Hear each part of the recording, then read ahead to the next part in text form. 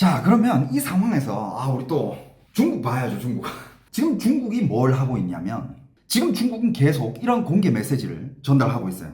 중국 외교부 대변인은 최근 브리핑에서 중동 분쟁이 에너지, 금융, 무역, 해운에 직접 충격을 주고 있다. 무력은 해결책이 아니며 조속히 군사 행동을 멈춰야 한다. 또 왕이는 3월 21일 프랑스 측과 통화에서 현 사태가 글로벌 에너지 안전성과 인도주의를 동시에 해치고 있다라고 얘기를 했습니다. 즉 중국은 공식적으로 휴전하라, 에너지 공급을 막지 말라라는 이런 입장이에요. 하지만 지금 실제로 중국의 행동을 보면 중국은 이런 원칙론보다는 생존 모드에 더 가깝습니다. 자, 로이터 통신에 따르면 3월 19일 중국 시노팩 계열 유니팩이 사우디의 홍해 쪽 항구 얌부에서 3월 중 약 2,400만 배럴을 실어 나르기로 했다고 전했습니다. 이유는 명확해요. 중국 원유 수입의 상당 부분이 호르무즈를 거치는데 그 길이 막히자 호르무즈를 우회하는 사우디 물량 확보에 급히 들어간 거죠.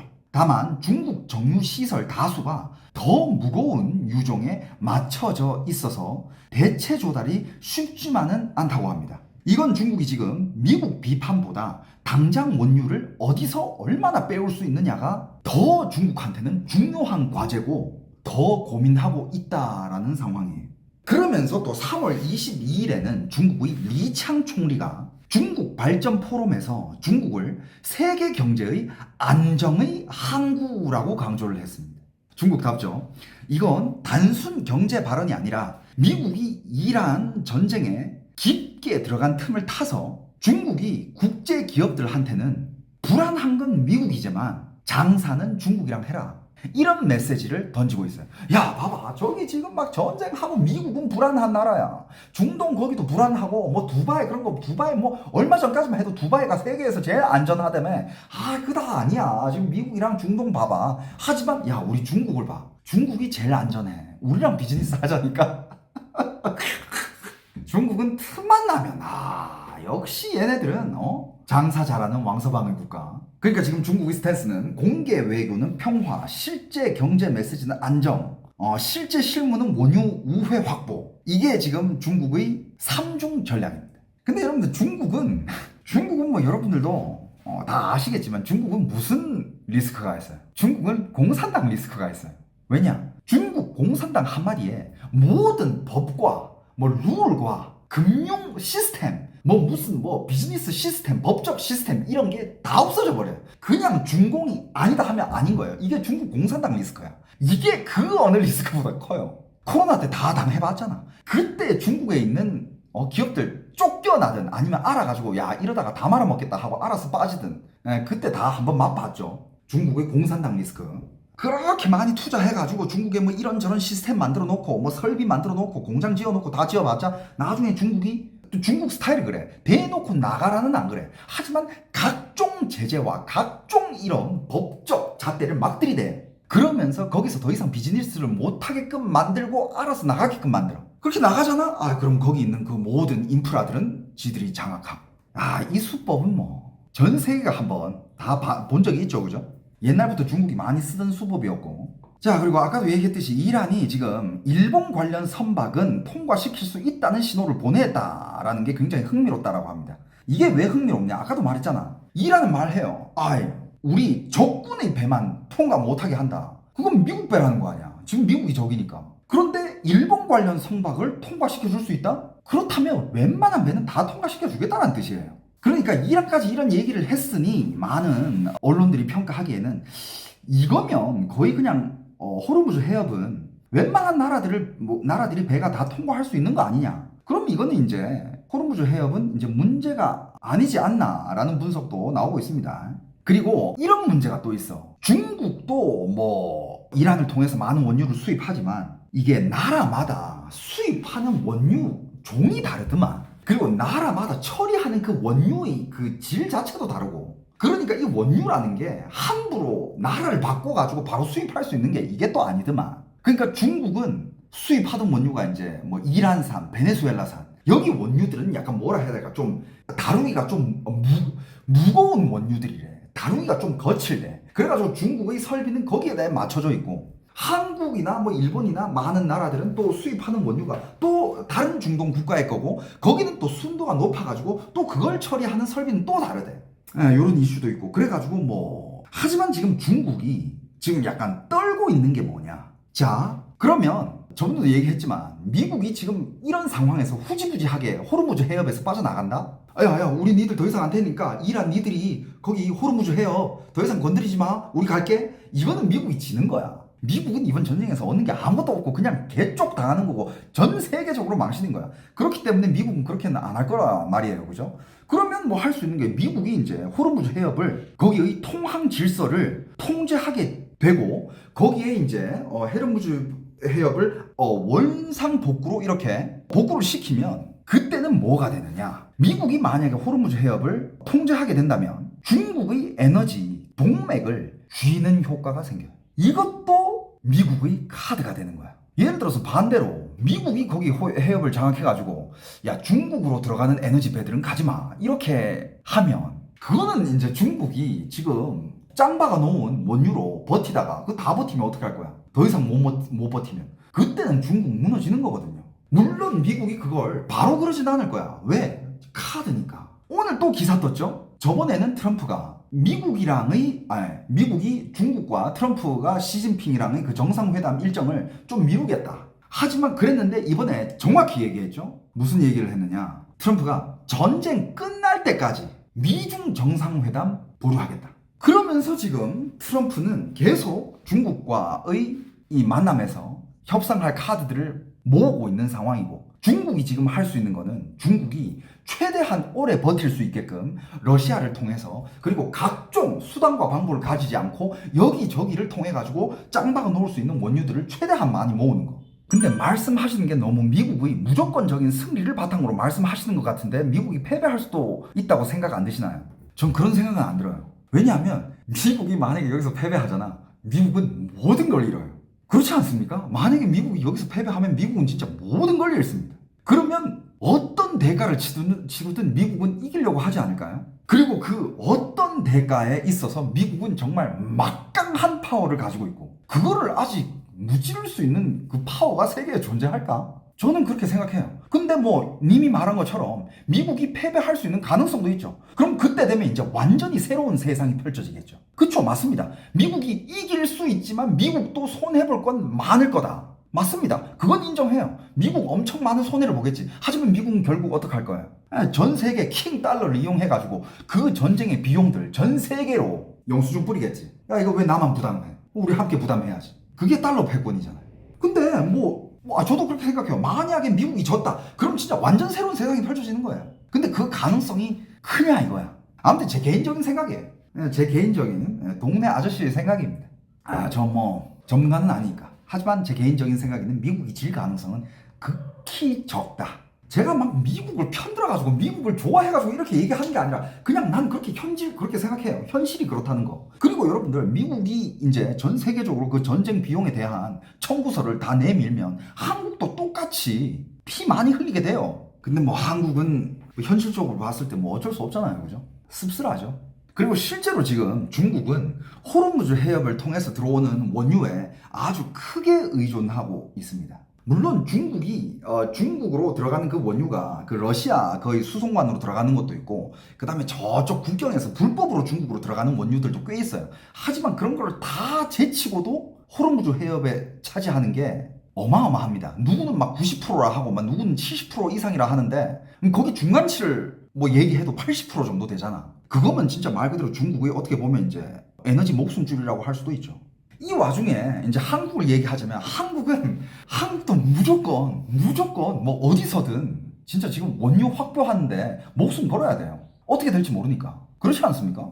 근데 이런 기사가 한 개 떴더라. 국내 비축 원유 90만 배럴 해외로 빠져나갔다라는 기사가 떴고 정부의 감사 착수라고 하는데 정부 감사가 착수했다라고 하는데 야 이 기사 보고 나서 이건 또 무슨 아휴 이거 조사하고 있다니까 어디로 갔는지도 아직 모르죠. 안 그래도 지금 대한민국의 원유 적은데 야 대한민국의 원유가 사라졌다라는 거는 이건 진짜 근데 일단 미국에서 그 기사 발표됐죠. 그거 보셨어요? 중국이 지금 이 상태로 미국에서 발표한 거는 많은 전문가들이 추측한 게 중국은 대만을 침공할 시기가 2027년이었잖아요. 근데 미국에서 지금 정보당국이 발표한 거는 2027년까지도 중국은 대만 침공 못할 것 같다. 그렇게 발표가 나왔습니다. 그리고 중국에서는 또 이렇게 발표를 했죠. 자, 미국 정보 당국은요, 중국 지도부가 현재로서는 2027년 대만 침공을 실행할 계획을 가지고 있지 않으며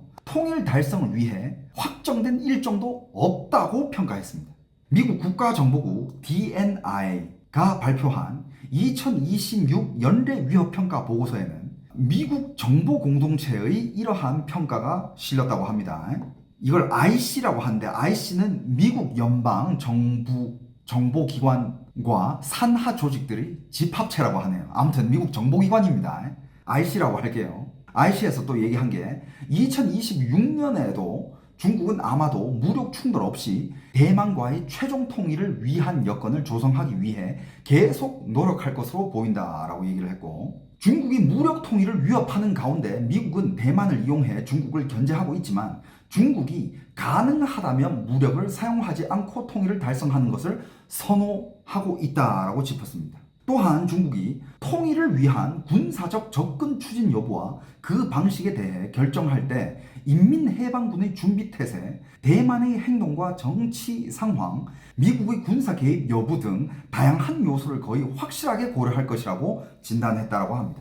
요 며칠 제가 얘기한 게 일단 중국의 군인부터 얘기를 하자면, 제가 몇 번 얘기를 했잖아요. 원래는 중국의 군인도 지방마다 다 그 군부 카르텔이 있었어요. 옛날에는 이제 중국의 해방군 1세대라고 하죠. 그 1세대들이 자녀들이 이제 중국 군 입대를 해가지고 군 간부를 했습니다. 지역마다. 예를 들면 장유샤도 이제 간부 2세고 군간부 2세고, 시진핑도 군간부 2세예요.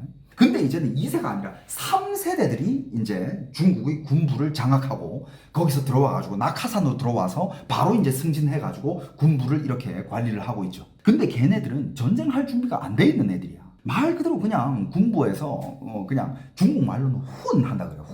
훈이 뭐냐? 그냥 뭐 이런 거 있잖아. 그냥 세워라 내워라 그냥 그 자리에 차지하고 있으면서 시간 때우면서 해먹을 거 해먹고 그냥 그러고 있는 군부가 대부분이었는데, 시진핑이 이제 집권을 하면서 이런 군인들을 싹 다 갈아엎었어요.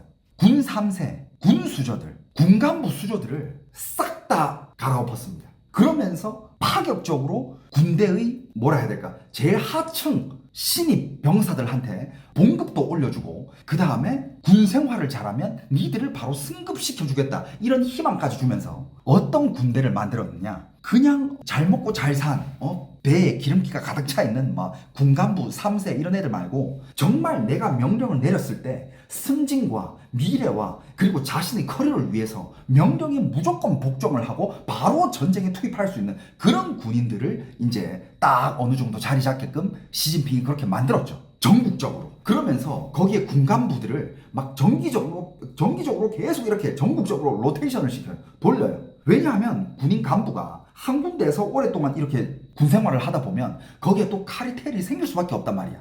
위에서 끌어주고 밑으로 또 끌어주고 거기 또 이제 같이 해먹게 되고, 이게 생길 수밖에 없으니까 계속 이제 그 발령을 시키면서 전국적으로 이렇게 돌립니다. 그런 시스템이 만들어지지 않게끔 시진핑이 그 작업을 엄청 했어. 그 작업이 어느 정도 됐는데 터진 게 뭐야?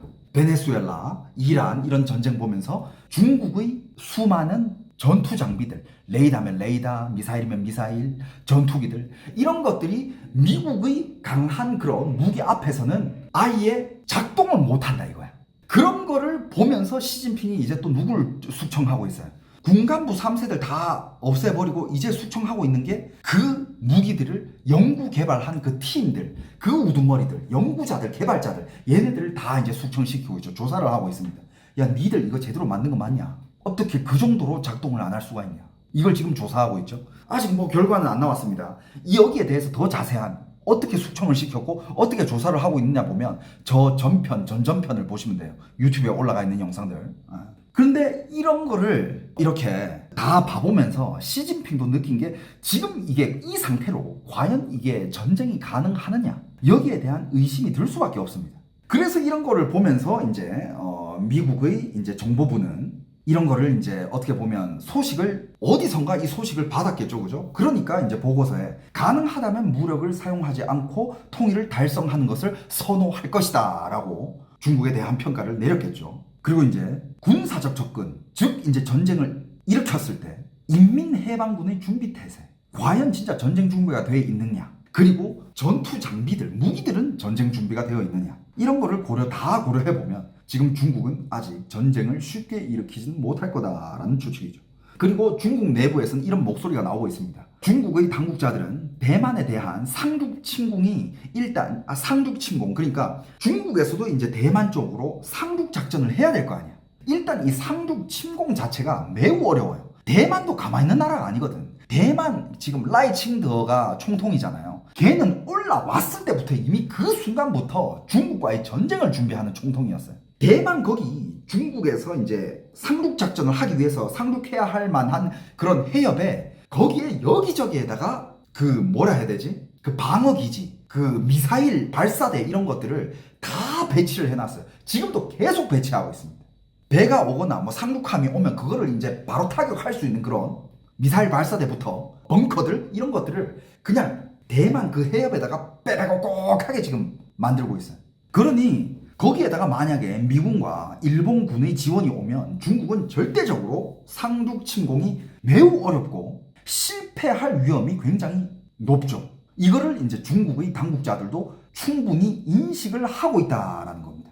그리고 미국이 개입할 경우 중국의 사이버 공격 등으로 미국의 운송 부분은 상당하지만 회복 가능한 수준의 혼란을 겪을 거다라고 얘기를 했어요. 그러니까 어느 정도 좀 혼란을 겪겠지만 바로 회복할 수 있다. 중국의 이런 사이버 공격에서는. 그리고 미국의 정보국은 미국이 개입하지 않더라도 기술 공급란에 혼란이 발생하고 시장 전반의 투자자의 불안이 확산하면서 미국과 세계 경제 및 안보 이익은 상당하고 비용이 큰 영향을 받을 것이라고 우려했다고 합니다. 그리고 만약에 중국과 미국과의 장기전이 이어진다면 미국, 중국 그리고 세계 경제에 전례 없는 경제적 비용을 초래할 위험이 있다라고 관측했다고 하네요.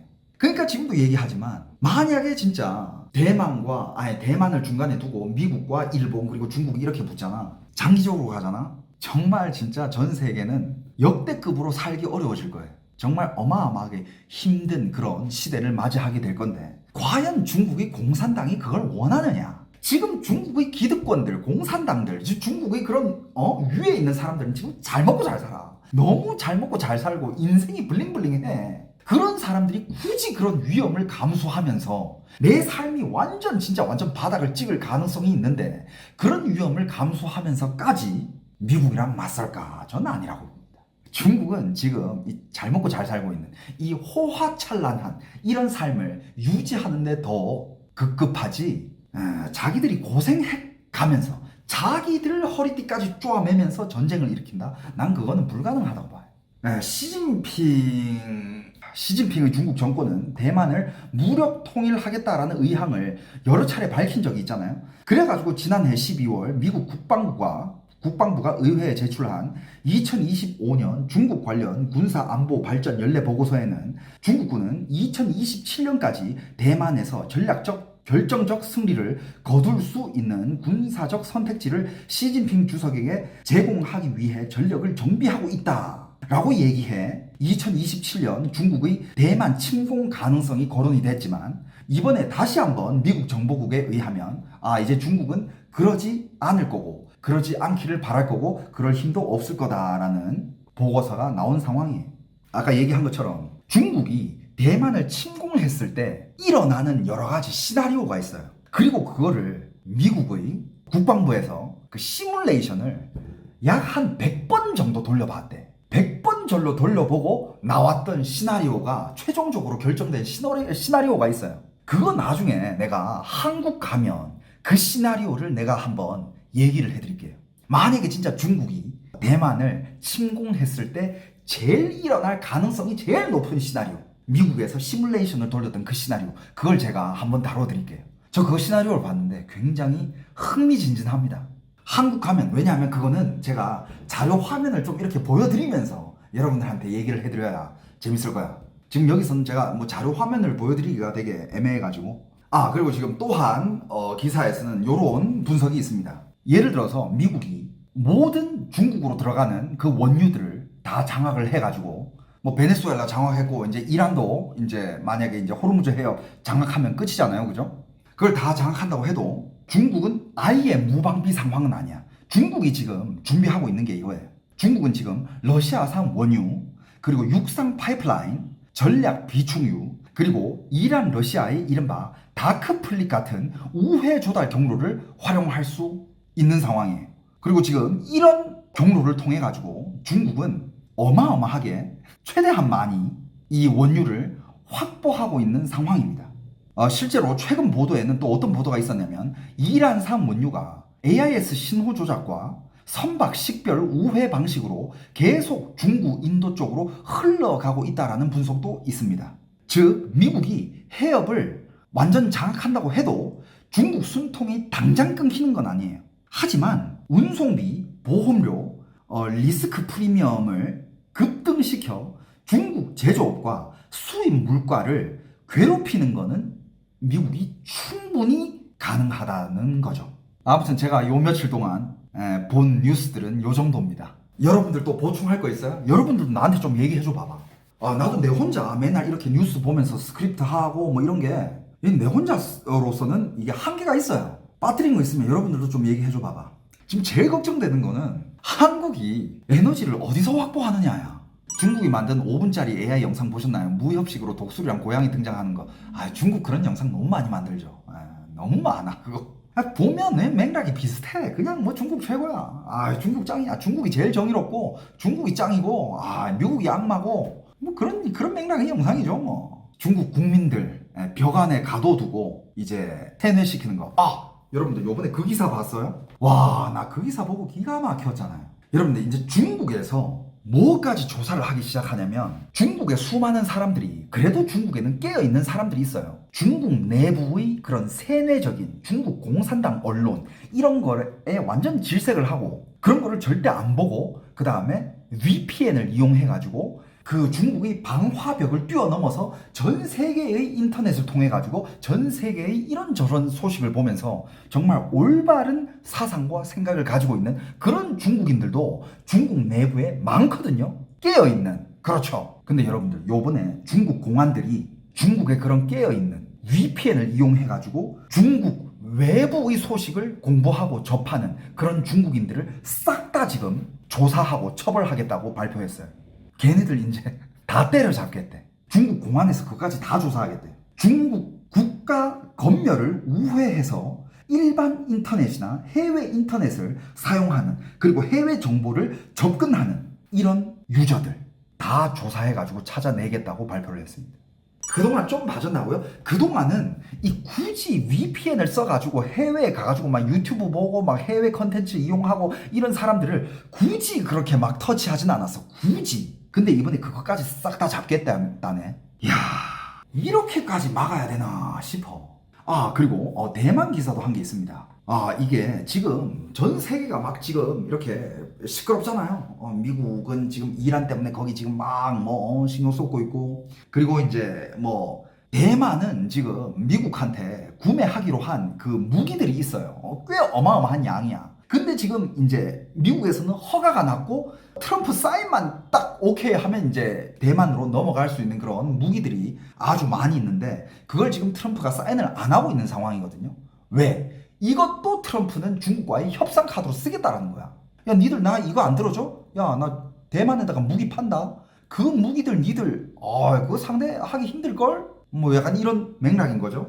하지만 지금 이제 그것도 카드로 쓰기 위해서 아직 대만한테 허가가 안 떨어져 있는 상황인데, 이런 상황에서 대만은 지금 뭘 하고 있느냐?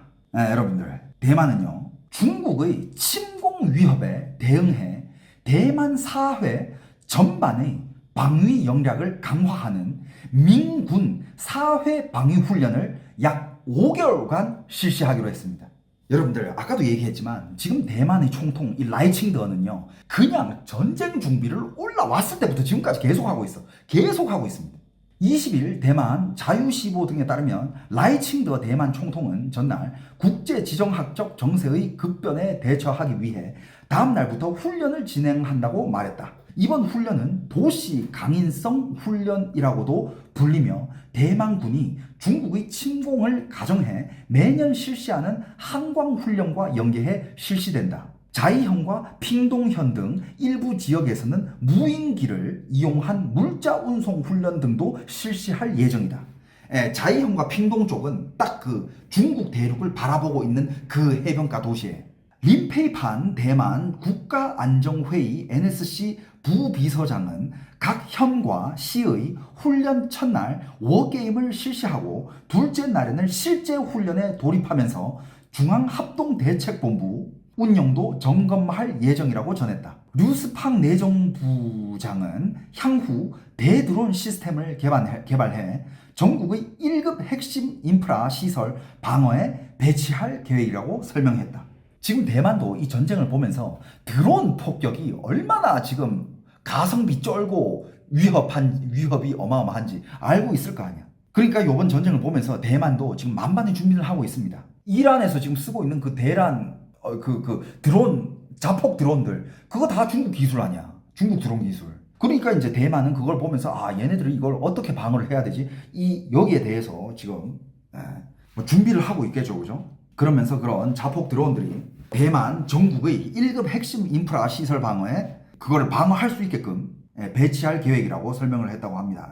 한편 대만의 해경에 따르면 중국 해경 3102호는 지난 18일 오전 선박 자동 식별 장치를 끄고 대만이 실효 지배 중인 남중국해 프라타스 군도의 제한 수역에 무단 진입했다. 이에 급파된 대만 해경 가오슝함은 중국어와 영어 방송을 실시했고 19일 오전 10시 55분쯤 중국 해견선이 해당 수역을 벗어났다고 전했다고 합니다.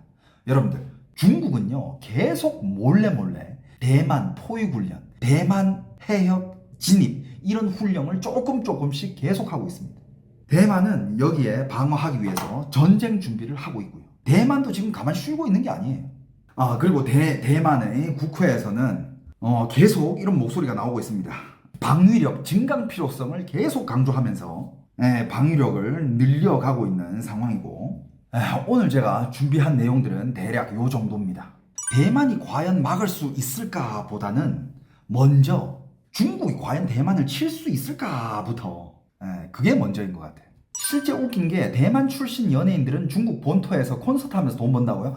대만의 연예인들도 두 부류예요. 대만 독립을 지지하는. 근데 그렇게 많진 않아요. 왜냐하면 대만 가수들은 중국에서 번 돈이 어마어마하거든. 그래가지고 딱히 그 정치 입장을 표명 안 해. 내가 뭐 대만 독립을 지지한다. 내가 중국을 반대한다. 이런 얘기 자체를 안 해요. 그냥 중립으로 있으면서 중국 가서 그냥 돈 버는 거야. 근데 대만에서도 딱히 그걸 뭐 그렇게 막지 않아요. 왜냐하면 뭐 걔네들이 돈 벌어가지고 대만 가져오면 대만에 좋은 거니까. 대만에서보다는 중국 가서 보는 그런 뭐 앨범 판매량이라든지 아니면 로밍 시간이라든지 콘서트 티켓값 파워라든지 그게 이제 대륙 쪽에서 훨씬 더 그게 돈이 되니까. 그리고 대만이나 홍콩의 연예인들이 대륙 들어가서 그거 예능 찍잖아요. 예능 찍으면 출연도 장난 아니야. 그러니까 여러분들 방금 지금 물어보는 게 대만이 한국이라 안 하고 남한으로 표기하겠다라고 했잖아요. 그게 왜냐면 이제 한국이 대만을 그냥 대만이로 안 부르고 중국 대만이라고 불렀기 때문에 대만도 거기에 대해서 그러니까 한국은 지금 하나의 중국을 지지하고 있잖아요. 대만은 중국 거다. 중국과 대만은 한 나라다. 대만은 중국이다. 이걸 한국이 지지하고 있잖아요. 그러니까 대만이 한국을 싫어할 수밖에 없지. 대만에서 이재명 대통령 겁나 싫어합니다. 왜냐? 이재명 대통령이 중국 대륙 가가지고 중국이랑 대만 이거는 하나의 중국 지지한다. 이걸 인터뷰까지 했잖아. 인터뷰까지 하면서 중국 CCTV에서 단독 인터뷰 중요 시간대 고화질로. 그러니까 대만 입장에서는 조카 틀 수밖에 없죠. 한국한테만 그러는 게 아니라 이 참 드물게 미국 동맹국 중에서 중국과 대만을 한 나라로 지지해주는 나라가 몇 개 없는데 그 중에 한 개가 한국이야. 정확히 말하면 이제 한국이 대통령이 그걸 지지한다는 거죠. 그러니까 대만 입장에서는 그게 싫을 수밖에 없지. 다른 곳은 굳이 말을 안 해. 굳이 말을 안 해요. 심지어 어떤 나라는 아예 그냥 대만 쪽에 서고 미국 쪽에 서고 뭐 일본 같은 경우는. 근데 참 아이러니하게 한국 환율이요. 여러분들 여러분들 한국 환율이 환율 얘기를 좀 하자면 또 이게 뭐 이런 게 또 올라오는데 막 욕이 막 올라오는데 여러분들 한국 돈은 점점 똥값이 되어가고 있고요. 여러분들 지금 한국 환율 때문에 여러분들 옛날에 대한민국 사람한테 동남아는 물가가 되게 싼 나라였어. 맞잖아. 왜냐? 한국 돈 값어치가 더 나갔으니까. 근데 여러분들 지금 이 환율로는요, 동남아가 더 이상 한국 사람한테 그렇게 싸게 느껴지지 않는다니까. 그 정도로 지금 한국 돈 휴지 조각 되고 있어요. 그냥 여러분들 그냥 여러분들 가만히 있었는데 여러분들 연봉이 한 10% 깎였다고 생각하면 돼요. 대만이 한국보다 선진국입니다 라고 하는데 그건 아니에요. 대만도 어떻게 보면 선진 한 편에 속하는데 한국보다는 아니에요. 그건 옛날 이야기고, 옛날에는 대만이 한국보다 잘 살았던 시기가 있었죠. 근데 한국이 그걸 따라잡았고 한국이 많이 뛰어넘은 상태. 비록 요즘 대만의 1인 GDP가 한국을 초과했다라고 하지만 아직 전체적인 부와 선진 뭐 이런 거를 따졌을 때 한국이 그래도 조금 더 위야. 그렇다고 막 이렇게 많이 차이 나진 않아요. 한국이 그래도 대만보다는 조금 더 위입니다. 근데 그것도 맞아. 그렇게 오랫동안 대만은 이미 몇십 년이 됐어.